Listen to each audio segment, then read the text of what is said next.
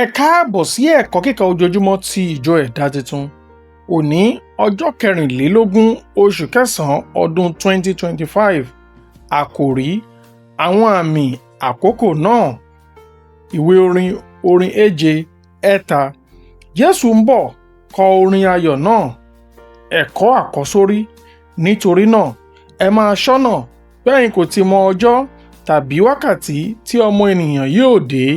Ìwé ìhìnrere MATIU orí 25 ẹsẹ̀ 13. Bíbélì kíkà: ìwé ìhìnrere MATIU orí 16 ẹsẹ̀ 1 dé ẹsẹ̀ 4. Àwọn Farisi pẹ̀lú àwọn Sadusi sì wá, wọ́n sì ń dán wò, wọ́n sì ń fẹ́ kí ó fi àmì hàn fún wọn láti ọ̀run wá. Ṣùgbọ́n ó dáhùn, ó sì wí fún wọn pé, nígbà tí ó bá di àṣálẹ́, ẹ̀yin á wí pé, ọjọ́ dára, nítorí tí ojú ọ̀run pọ́n. Àti ní òwúrọ̀, ẹ̀yin á wí pé, ọjọ́ kì yóò dára lónìí, nítorí tí ojú ọ̀run pọ́n, ó sì ṣú dẹ̀dẹ̀. Ẹ̀yin agabagebe, ẹ̀yin lè mọ àmì ojú ọ̀run, ṣùgbọ́n ẹ̀yin kò lè mọ àmì àkókò wọ̀nyí.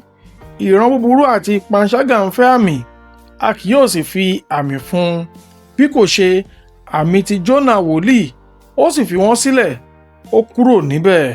Ẹ̀kọ́: àwọn Farisi pẹ̀lú àwọn Sadusi wọ́n ń béèrè wípé kí Jésù kó fi àmì fún wọn láti ọ̀run wá. Ṣùgbọ́n èyí wá láti inú ọkàn ẹ̀tàn.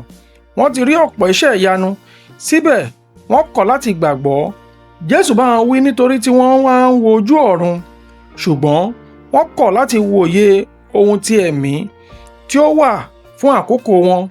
Èyí fi hàn pé ní ọ̀pọ̀ ìgbà àwọn ènìyàn ní òye ohun ti ayé, ṣùgbọ́n wọ́n jẹ́ afọ́jú sí òtítọ́ ohun ti Ọlọ́run. Jésù dá wọn lóhùn wípé a kì yóò sì fi àmì fún wọn bí kò ṣe àmì ti Jónà wòlíì. Èyí tọ́ka sí ikú, sísin àti àjíǹde, èyí tó ga jù gẹ́gẹ́ bí ẹ̀rí nípa ẹ̀dá Jésù gẹ́gẹ́ bí ọmọ Ọlọ́run ọ̀gá ògo. Dípò kí wọ́n wá àmì, ó yẹ kí wọ́n rí ọ̀nà sí ìgbàlà tí ó jẹ́ ẹ̀rí tí ó ga jùlọ tí a sì ṣí sílẹ̀ fún wọn. Síbẹ̀ lónìí, ọ̀pọ̀ a sì máa béèrè fún àmì, nígbà tí àmì tí ó ga jùlọ ti ń ṣe àgbélébù, ohun àjíǹde tí ó farahàn fún wọn láti rí. Gẹ́gẹ́ bí onígbàgbọ́, a kò gbọdọ̀ gbé ìgbé ayé aláìbìkítà nípa fífi àkókò tí a wà nínú rẹ̀ ṣòfò. Ayé kún fún oríṣiríṣi àmì tí ó tọ́ka sí bíbọ̀ Jésù.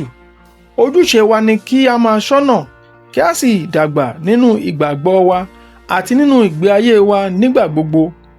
Nígbà tí a bá ní òye àwọn àmì àkókò yìí, a kò ní gbá wa kúrò nípa ìdíwọ́ ohun ti ayé yìí, ṣùgbọ́n a ó di Kristi àti ọ̀rọ̀ rẹ̀ mú ṣinṣin. Ẹ̀kọ́ àmúrelé: àmì tí ó ga jù fún ìfẹ́ Ọlọ́run àti agbára rẹ̀ ni ikú àti àjíǹde Jésù Kristi. Àdúrà: Olúwa, ṣí mi ní ojú láti ní òye àkókò, kí n sì máa rìn nínú ọgbọ́n rẹ. Ràn mí lọ́wọ́ láti di òtítọ́ àgbélébùú àti àjíǹde rẹ mú ṣinṣin. Àmín. Títí di ọ̀la, ó dàbọ̀.